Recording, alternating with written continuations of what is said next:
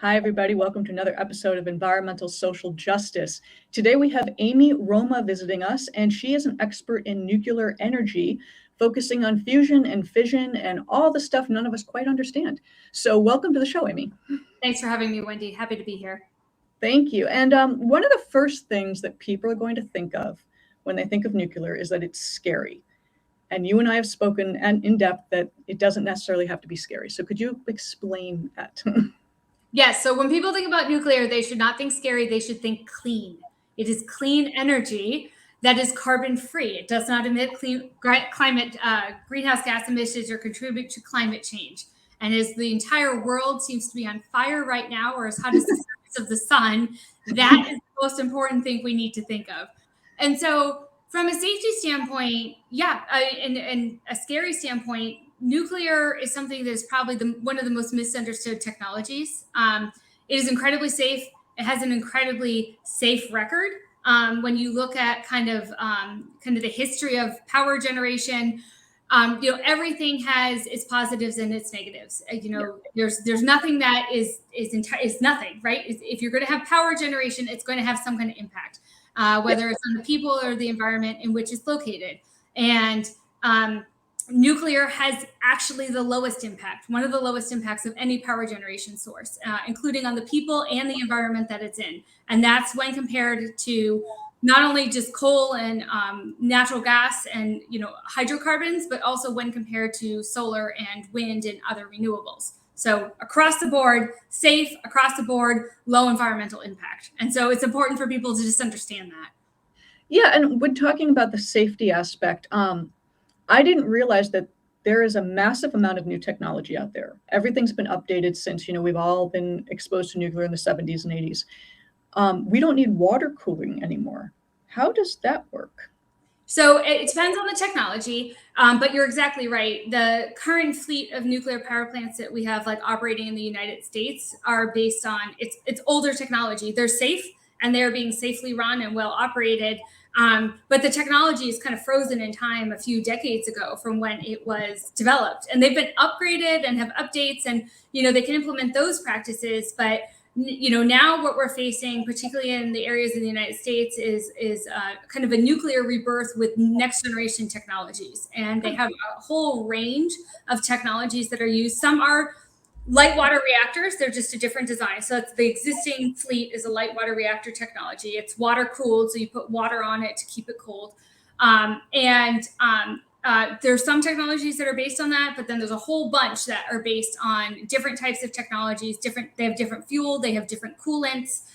They don't need water to keep cool. And so you don't have the same kind of risk scenario associated with them that you do with their larger kind of light water reactor counterparts. So we don't have to worry about, the China syndrome really anymore, it's what everybody initially thinks of. It's that fear factor that we're trying to dissuade people, saying the technology is different, it's advanced. Since you mentioned the United States has kind of older tech, who would you say has some of the best technology out there that's really just driving this? So I want to emphasize that it's older because nuclear power plants run for a very, very long time, right? And they run well. So the reason that we have older technology is when we built these plants a really long time ago, they can continue to operate. So the first kind of life cycle for a nuclear power plant is 40 years. That's their initial license. And then it's a license, you can get an initial license renewal for 20 years, and then a license renewal after that for an additional 20 years. So we've already done that for some of the plants. So that's an 80-year operating license. So I just want to underscore that when we talk about older technology, we're not talking about like a Pac-Man at an arcade necessarily. It's just, it runs well and it can run for a really long time and there's no reason to stop running it. And so that's why they're there. But for the kind of the next generation technology, they're pretty diverse, and some of them are really small, some of them are large. Some of them use new types of fuel. Some run on existing types of fuel, but they upgrade it. For example, it's there's triso fuel, which is it's a ball, so it can't melt down. It's a ball in graphite. And so I think when people think about nuclear, the thing that they're afraid of is like a core meltdown, right? Like the Miner syndrome or Fukushima, right? The explosions that you saw at Fukushima, those don't happen with next generation nuclear technologies because they're different types of technologies, and they don't have cores that can melt down, or they don't need water for cooling. They use alternative coolants, and so you don't have that fear of like fuel kind of melting down and causing an explosion. Oh, that's very cool. I didn't really, I mean, obviously I'm a novice when it comes to nuclear energies. I'm relatively new to it. But when you talk about, the safety aspect and the longevity of those plants, that's actually very important from a sustainability standpoint, just so that folks understand that, most power plants, I believe, had like a 40, 50-year lifespan, and then everything has to kind of be like ripped out, torn up, rebuilt. Yeah. So having something that lasts as long as that is important. It keeps the carbon footprint down, keeps the building materials down. But some people are still going to be hesitant because they worry about nuclear waste. Yeah. So how are we addressing the whole waste aspect? So maybe on the first point that you just raised about the kind of the longevity, right? Yeah. Is that so nuclear can not only operate for up to 80 years now without having to be taken down. It operates all the time. So it's basically 24 hours a day, 7 days a week for 80 years. There are some times when it's going to be down where you just refuel it, but you refuel it like every 2 years or so, and you're only out for a month or so. And so when you look at energy, you have to think of how long it's going to be there, and you also have to look at how much of the time it's operating. So it's called the capacity factor. And so out of all the time it can be operating, nuclear power is essentially operating 92% of the time. In contrast, for other clean energy sources, like wind and solar, it's well below 50% of the time. So you end up having to build double what you need to get the same amount of energy, or triple what you need to build the same amount of energy. So I just wanted to underscore that point, because nuclear right now is less than 20% of the US energy mix, but it's over half of our carbon-free energy. And globally, so it's a huge amount of carbon-free power, huge amounts of very reliable carbon-free power. And we look at reliable, right? We're looking at energy security right now, particularly it's at the forefront of everybody's mind since the Ukraine invasion and the resulting kind of energy crisis that came out of that is made so much worse by the impact that we see from severe weather events from climate change. I think it's over 105 right now, like literally at this moment in London. I think over 50 million people in the United States right now are in temperatures that are above 100 degrees. I just came back from Japan where it was in the upper 90s, and they're having an energy crisis because of the situation in the Ukraine. And they're at risk of like their grid shutting down because they don't have enough energy. And so I wanted to make sure those points were clear about the huge amount of greenhouse gas emission free that you power generation source that you get. And so nuclear waste, I didn't mean to kind of brush by that, but things out here. So nuclear waste is a really important discussion. It's a very frustrating one, frankly, because from a technology standpoint, we don't have a nuclear waste issue. We know what to do with nuclear waste. We have lots of options about what we do with nuclear waste, including recycling it and using it again. We just don't do any of those. We've had a law on the books for a long time, decades now, that prevents the nuclear industry from disposing of its waste and directs the nuclear industry to give their waste to the Department of Energy to dispose of and figure out how to dispose of it. And they just haven't done that. And I'm particularly frustrated because it was something that didn't need to be solved really, as long as we had plants that were operating. What they do is they just store the waste out back on a storage pad and nobody pays attention to it. But now when we have plants ending the end of their life cycle, shutting down, the waste needs a place to go. And we have new plants that are being built and they need a place to dispose of their waste. And frankly, it's ridiculous that we just don't move past this political impasse, which is nobody's had to look at this issue before. Nobody's had to resolve this issue before. But now we do. And so we're going to have to put some movement on that. And I'm frustrated because I just got back from Japan. And in Japan, Japan's an island, and they need to kind of figure out within the framework that we have. It's a mountainous island, so they're like, we need to figure out, how to have clean energy, how to have secure energy, and then what do we do with the waste products of these? So they're actually struggling with that all around. They were talking about figuring out what to do with decommissioned solar panels or abandoned solar panels, which they have all over the country. Figuring out what to do with wind turbines. They have limited capacity for wind, but figuring out how to decommission their wind turbines. But for the nuclear waste, I went and visited their fuel reprocessing facility that's located in the northernmost part of Japan. They have, it was super cool. They have a uranium enrichment facility. So that's the front end of the fuel cycle where you make enrich uranium for use in fuel. And then at the back end, after the fuel comes out of a reactor, it can go to the reprocessing facility and it's recycled and then made into MOX fuel, which is then put back in the reactor. And so they can keep doing that. And then what they do at the end, when they have like a byproduct that they can't use anymore, is they turn it into glass. It's called the waste vitrification plant. I've heard of that. Yeah. I mean, and it just locks it in there? Locks it in glass. So it's not an issue of, it locks it in glass and puts it in a canister and buries it underground. And so they have a solution that kind of keeps recycling. We have a once through fuel cycle, which means that you put, uranium into fuel cores, into the reactor, you run it, and then you take it out and you never touch it again. But it leaves 95% of the energy still in the fuel. So you can recycle it and keep using that. And guess how much they've reduced their waste volumes by? 75% using this process. So nuclear waste it's fairly small. For about the size of one uranium pellet, you have more than enough energy for your entire lifetime. Like this big can power you for your whole life. So we're all thinking, giant drums of seeping gross stuff. That's complete fabrication. That's 100% fabrication. Yeah, it's a tiny amount, particularly relative to the energy output it has. And unlike every other power generation source, nuclear knows where all its waste is. It's stored in a container, a sealed, non-leaking container, in a container out on the backyard. So at all these nuclear power plants, and you can probably see pictures of it. If you Google it, you can see people at the nuclear power plant. They walk up and they hug the spent fuel container. So people know there's no radiation coming out of these. It's a concrete container. It contains a huge, a significant amount of the fuel that has been used by these plants. The waste volume is fairly small to begin with. We can recycle the waste, make the waste volume significantly smaller, and then bury it underground. And I mean, it's a known process. The French do it. Other countries have been doing it.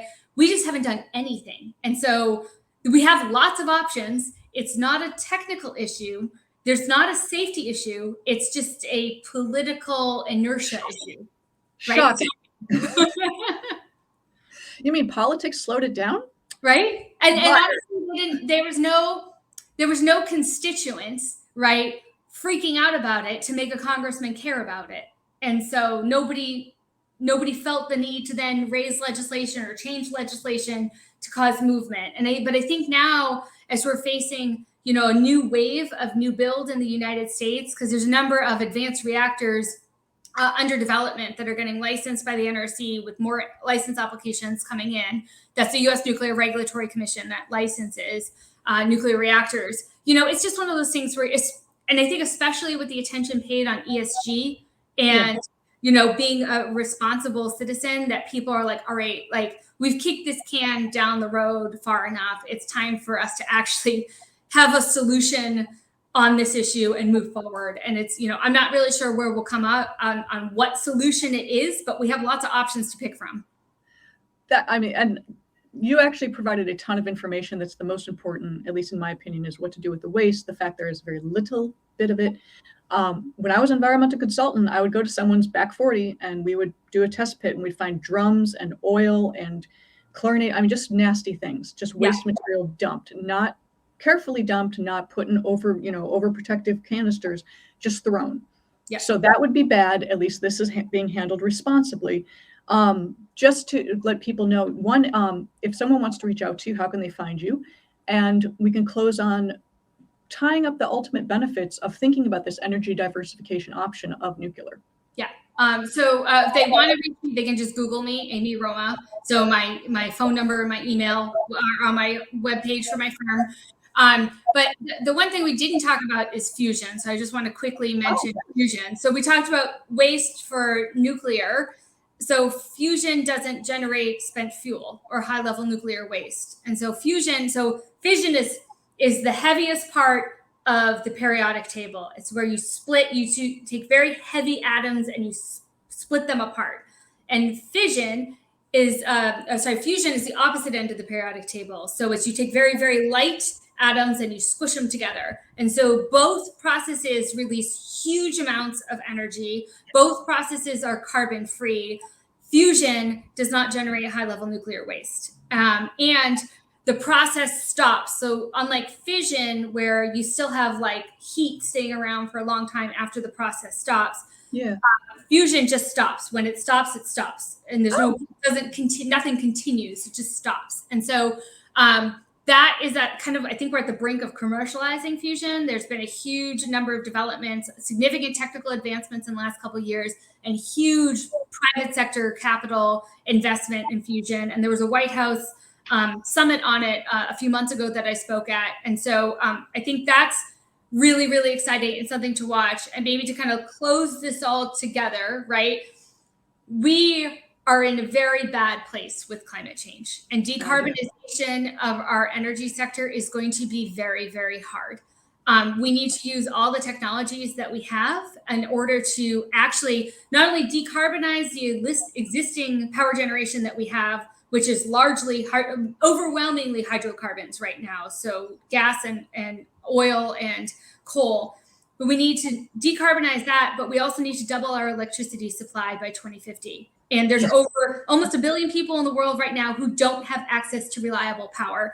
Those people need power. We need to increase and double what we have, and we need to decarbonize all of it. This is not an easy task, and it's especially made not easy because of energy security and the need to make sure the lights turn on, right? You need to make sure that you can get power when you need it, and you need to make sure that when you flick the switch, that the lights stay on. And so if you aren't careful with the diversification of your power sources, you can degrade your grid so that it's no longer reliable. And we've seen some issues in California with that, where they don't have a reliable energy supply. We talked about having to turn your electricity off. And so it's important to make sure that you have particularly something like base load power, which nuclear is. It provides power all the time. Whenever you need it, it's on demand. It doesn't depend on the weather. So it's important you have that mixed into things, and that the grid is reliable in order for us to make sure we stay stable and secure, and we have security, and it doesn't undermine our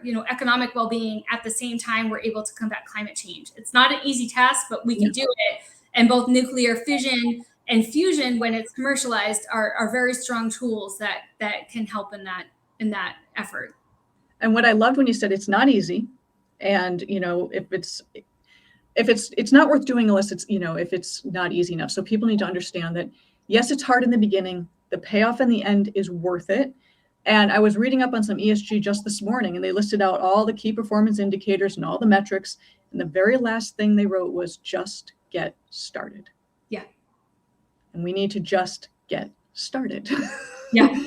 So we're behind the curve. We need to move fast. We need to move fast. Yeah. I mean, as you said, it's 104 in England today. That's not good. We've had 1,100 people die of heat-related illnesses in Spain and Barcelona just this week. It's here. We need to react. We need to change, and we need to start doing things now. Not so much talking, but actual doing. Yep. And that's where politics come in. We need to just stop discussing it and arguing, and just pull the gavel, get it going, start moving, which you're doing. You're speaking at the White House, you're speaking at Congress, you're speaking to a lot of really important people. So please keep it's an important conversation. That's why I keep having them, is because especially things like nuclear, it's so easy to misunderstand it and to not appreciate the benefits we've already received from nuclear and the benefits we can receive from it. So I am happy to talk to anybody who wants to talk about it and make sure they understand this, and particularly the critical role it will play, not can play, but it will play in our decarbonization journey. Because as we continue down this journey, the low-hanging fruit is building renewables. It's just build renewables. But you get to a point where you're like, all right, well, we need to make sure these lights stay on, and we need to make sure that we have energy security and independence, and we need to take into account the full life cycle environmental and societal impacts of our power generation sources. You know, what's the front end mining look like? What's the back end waste disposal look like? Nuclear has a very good story to tell there, particularly when compared to other technologies. But it's also important to understand, like, no one technology is going to be the savior here. And so we're going to have a mix of them. We're going to have to make sure the lights stay on. And we're going to have to make sure that's power, carbon-free power generation in order to have an impact on climate change. Absolutely. And our electricity and energy usage is only going up. We're only using more and more and more. So, it's doubling. Yeah. So saying use less really isn't an option in this case. No, I mean, and you and I were just talking about this, right? In California, where you're told to use less energy. And when I was in Japan last week, you know, we were told to use less energy because they're in an energy crisis caused by the situation in the Ukraine and made worse by extreme weather events associated with climate change. And, you know, when you're there and they're like, everybody turn off the lights or turn off the air conditioning, you're in an emergency moment to make sure the power doesn't go down at that moment. When the power goes out, people die. Yes. And right, people die. If you look at the Texas power outage a few years ago, 110 people died when the power went out. 4.5 million people were left without power, and it cost over $150 billion in economic damage. And that was a finite power outage in one state, essentially in one state. I mean, there's huge impacts when the power goes out. And that's why I always try to stress, when you flip the light switch, the light has to go on, because when it doesn't, really bad things happen. There's huge economic problems. People die. It causes a lot of complications, and it undermines national and global security. And so you need to make sure the power stays on, and we just need it to be carbon free. And if you create the tension between the two, then I'm afraid between the two that we're going to have a lot of greenhouse gas emitting energy sources stay on the grid, because countries can't forsake energy security or economic well-being for the sake of climate change. Not when, you know, that's an immediate harm that they're facing. And climate change is easy to blame on, it's just a hot day, right? It's just a bad storm. And so it's getting harder and harder to do that. But as you move down this journey, it becomes a finer and finer point on technologies like nuclear energy, because there's very few power sources that provide huge amounts of carbon-free power that's also very reliable, that can do it all the time. Absolutely. And when you said, you know, the heat index that we're seeing, people say, oh, this is the hottest summer ever. You need to think more importantly that this will be the coolest summer you'll have going forward. Yes. That's the So I thank you for your time. You are a powerhouse. You're amazing. I'm a fan. Thank you for doing the podcast. I'm going to fangirl you from now on, so just get used to seeing me. So, take care, and we will see you all next time. Please join us. I'm Wendy Nystrom with Environmental Social Justice. Take care. Thanks, Wendy. Bye-bye.